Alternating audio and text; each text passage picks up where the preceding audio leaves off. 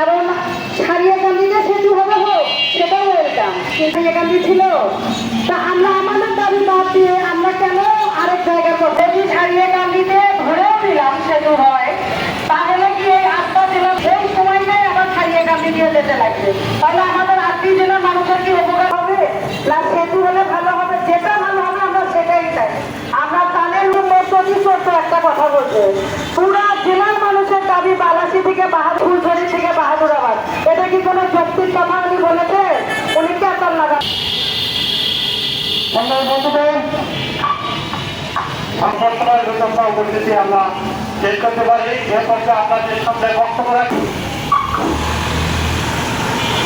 বালাসী দাবি ছিল বালাসী থেকে বাহাদুরাবাদ পর্যন্ত যে আজকে ঢাকাতে বিভিন্নভাবে এই দাবি বাস্তবায়নের